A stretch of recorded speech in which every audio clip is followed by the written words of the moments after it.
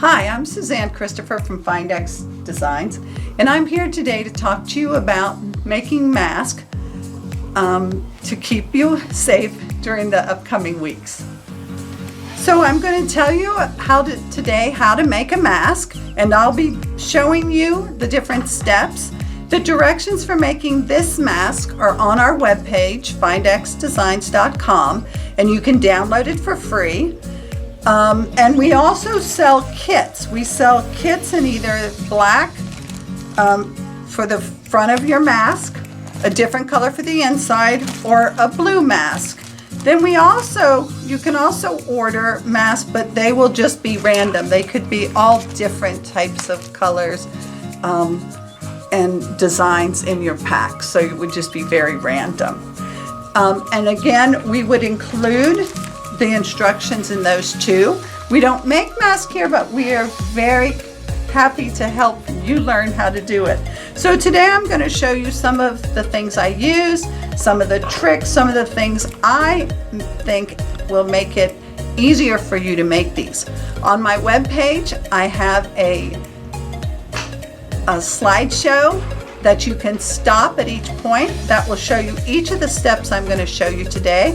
And I also have a video of how to use a bias tape maker, which I'll show you today also.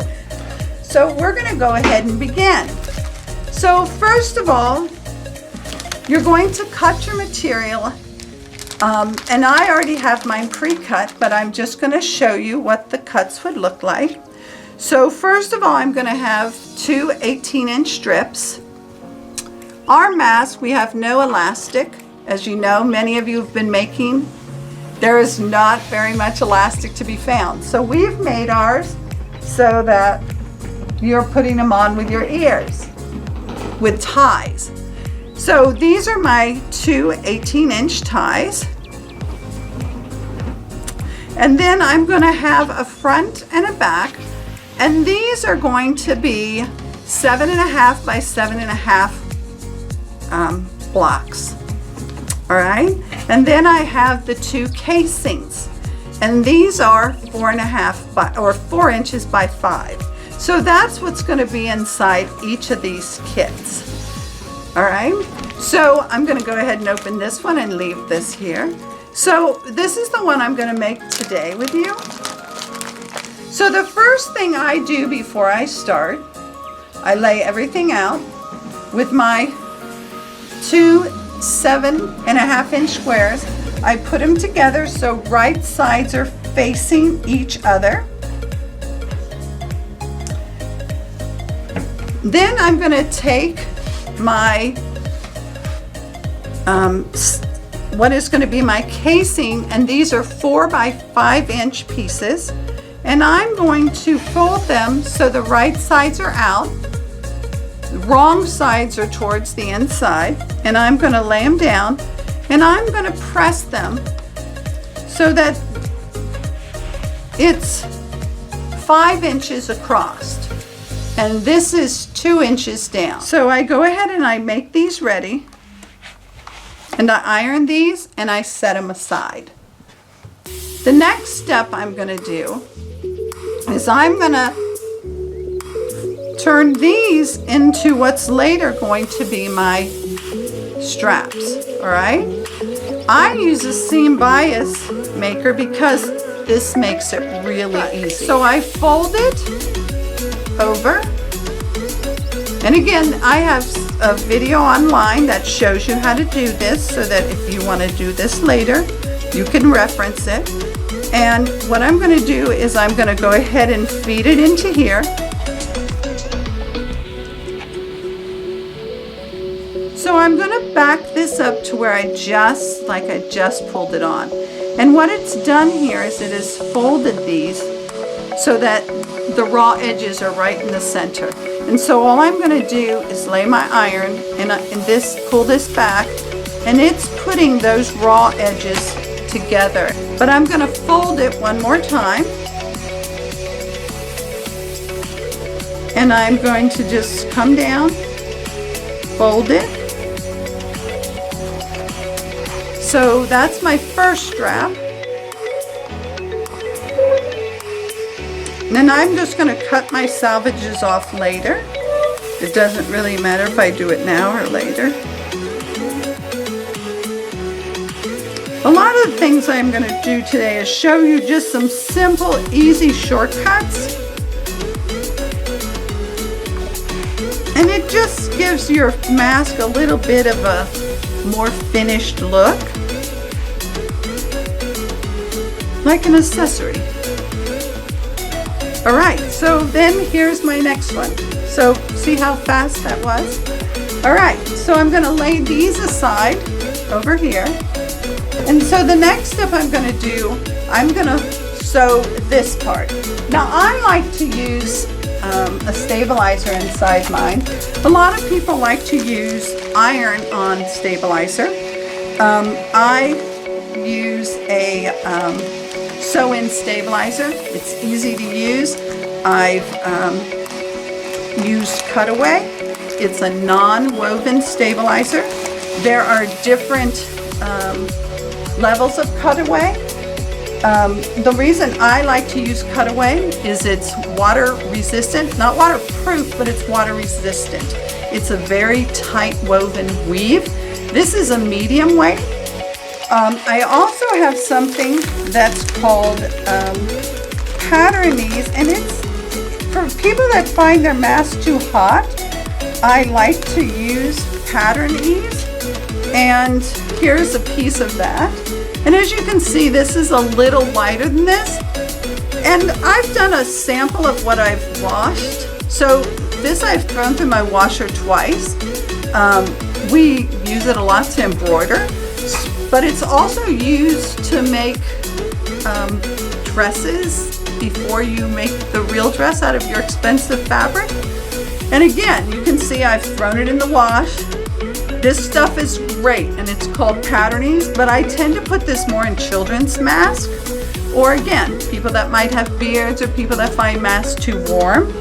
Otherwise, I like this because it gives you a little stiffness in it so that it's not right up along your face when you're doing it. So that's the thing I'm going to do. I'm just going to go ahead and lay my stabilizer on here, and I'm going to sew two sides. And if your fabric's directional, you really want to watch which way you sew this. You're really going to sew the tops. So my fabric's a little directional. It's not bad. So if I messed up, you sew that. So I'm just sewing a 1/4 inch seam. This is going to be my top. This is going to be my bottom.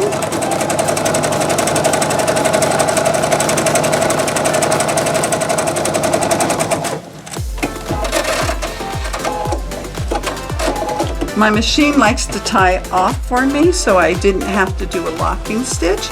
And then the next step I'm going to do is I'm going to turn this around. I'm going to turn it inside out. And the easiest way for me to make my seams nice and crisp is I fold it so that it's standing up, and I fold my fold towards the dark side. So I know that that fold is going to over this way. And then I plait it down.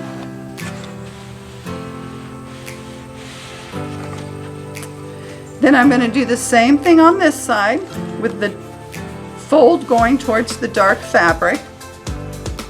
If my dark fabric's in the front, I'm going to do the same thing. I always make my fabric go towards the dark so you won't see it. So as you can see, my fabric wasn't too directional, but that's the first part. The next step I'm going to do is I'm going to mark it where I put the pleats. On this one, you can see I've already marked where I put the pleats. So that's really all I'm going to do now. So I've made an easy template. And again, on our web page and in the pattern, it's going to tell you how far apart this is.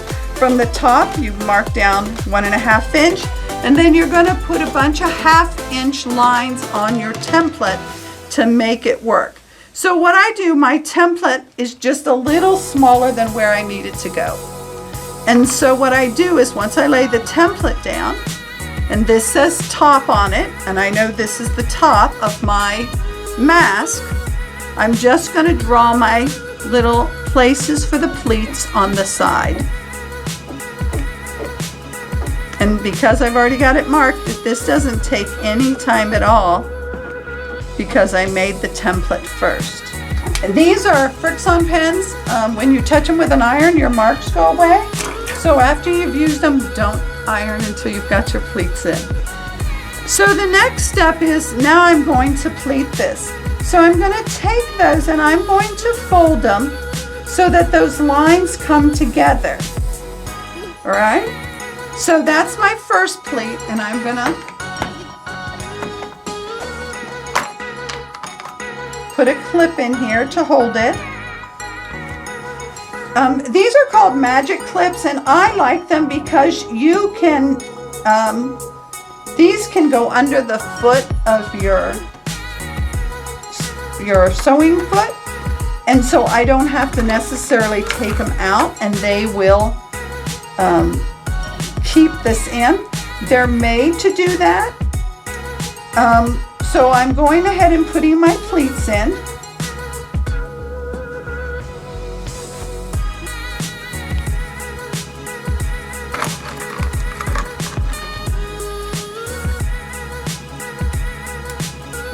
So I'm going to go ahead, the clips are going to be on my left side. And I'm going to go ahead and come in and I'm going to sew these pleats. And it's locking first.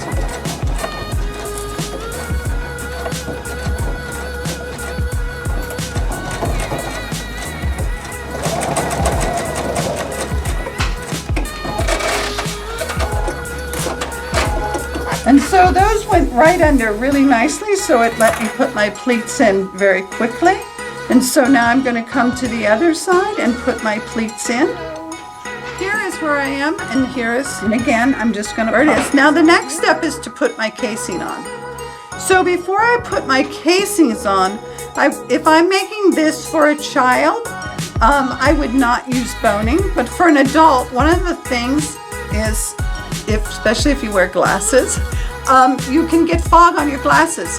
Putting boning in your mask lets you get a nose pleat so that it fits on your nose and doesn't fall off. And this is really pliable. All you have to do is bend it. And what's really nice about this, it doesn't come apart in the wash. It's easy to sew over. You can iron it, your iron, it doesn't melt. It doesn't have any problem. So it's a really great product, and it's latex free. So there's no allergy issues with it. So I like to put it in my mask. If you're going to do that, and this was not in the pattern because we've learned this after, but I put like a little more than a 1/2 inch line across the top. So I'm going to go ahead and do that.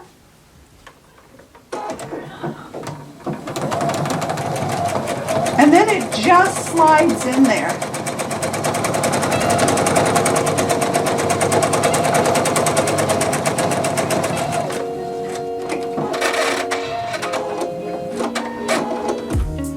And then it really makes it easy for me just to slide this in. And I slide it in front of the stabilizer so that the stabilizer is keeping it from irritating in any way my nose. So I have not only stabilizer, but I also have this back fabric. So it just gives it a little shape. That's all it does.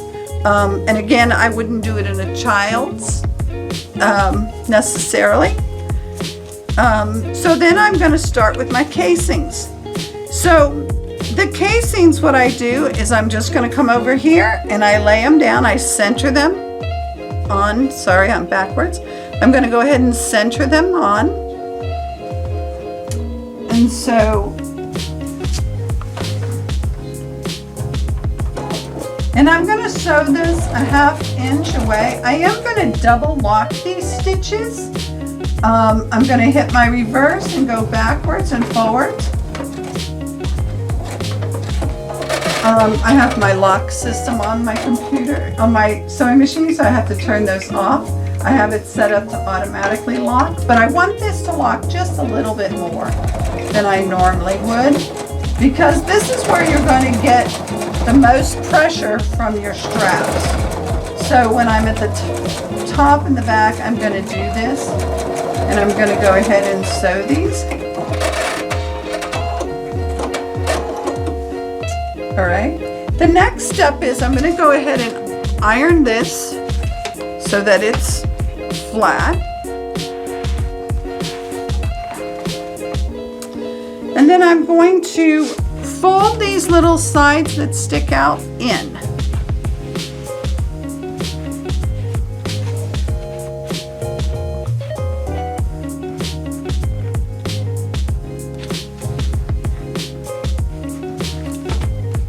And this is going to create the casing for the straps.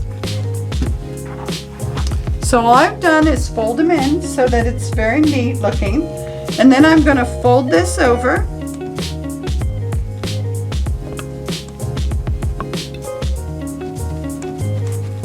And again, I'm going to go ahead and clip this.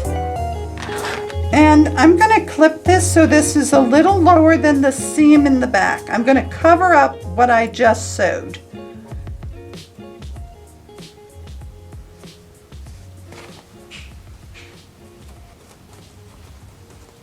And I should be working up here, I'm sorry.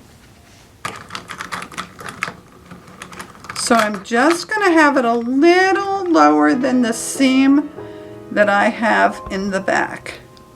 And normally I would use thread that match, but I'm trying to get you to see what I'm sewing, so I've used a color that stands out a little. But it's okay, it's on the inside. So I've got, so you can't see where I sewed, I'm covering that seam up. So what I did is I folded it over, and I've covered the stitches I already put in. Even though they're a different color, we're not going to see them now. So I've put this down. I am going to put these clips on to make sure that it stays where I want it. And I needed to totally cover the stitches in the back. So here, I do care what color I'm going to see. So here I'm going to change my bobbin thread. I'm going to leave my top thread white, but I'm going to change my bobbin thread to blue. And I already have a bobbin set up, so it will just take a minute.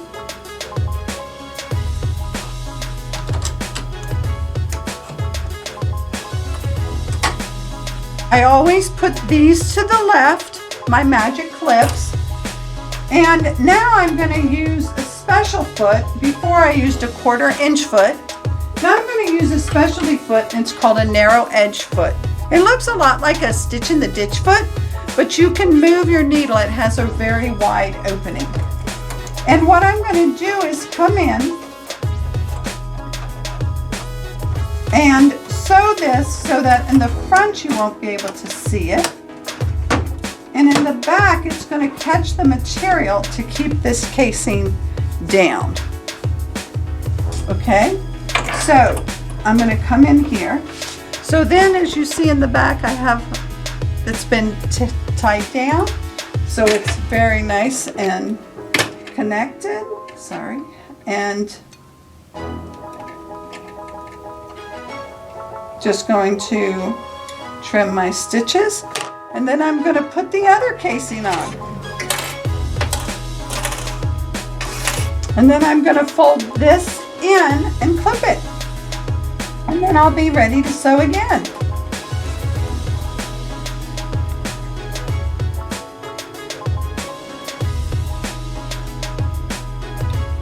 These clips have numbers on the front so you'll always know which side goes to the front.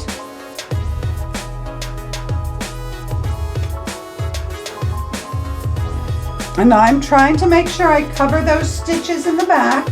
I don't want them to be seen, so I'm just going a little lower than them.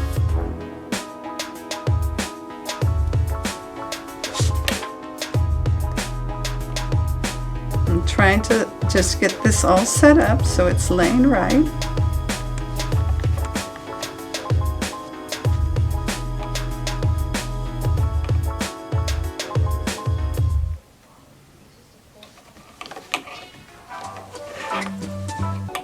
Just to finish the other side, so I always keep these clips to the left because I don't want them to go over, and I'm going to change my foot again to the narrow edge foot. It has a little divider in the middle, and that sits along the edge of my fabric to help me keep a very straight line as I'm sewing. And I'm going to lock my stitches.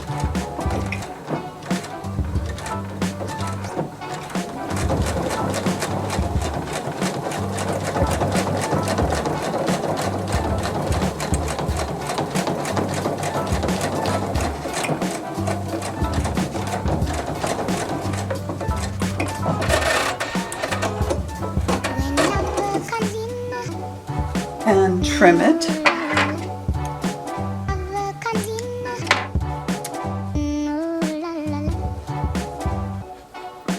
And trim the little white here.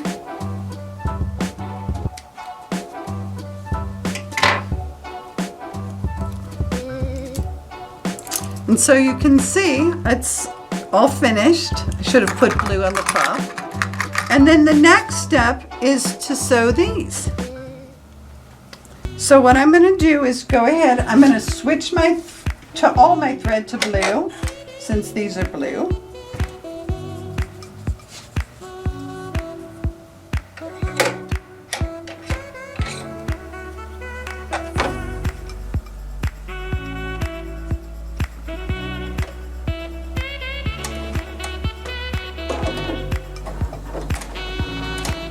You have to start slow on this or it will, so all I'm going to do is slide it. It sits up against this edge. I don't know if you can see that, but it sits nicely there. And I'm just going to go down.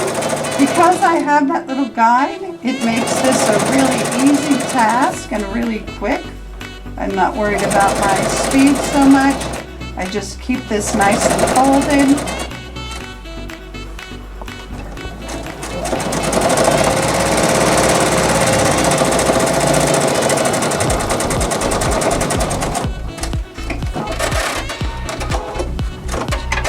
Now, I don't worry about my ends too much because I'm just going to tie them. So they're raw edges, but I don't care. I'm just tie them. I put a little knot in them.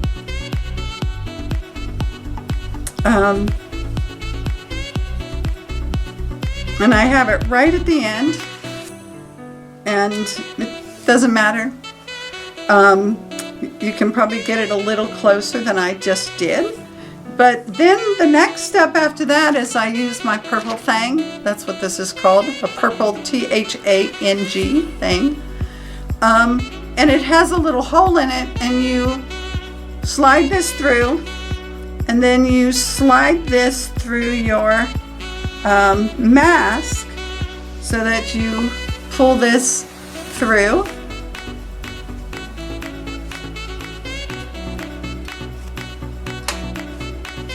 And then I tie another little knot right on the end of this. That way they don't come back through that casing. They're going to stay in there and you won't lose them. And then I'm just going to sew this one. And then we'll be through. And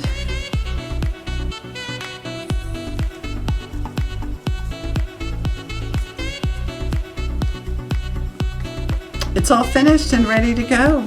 If I can help you, please call Again, this is Suzanne Christopher from Findex Designs, and thank you for listening.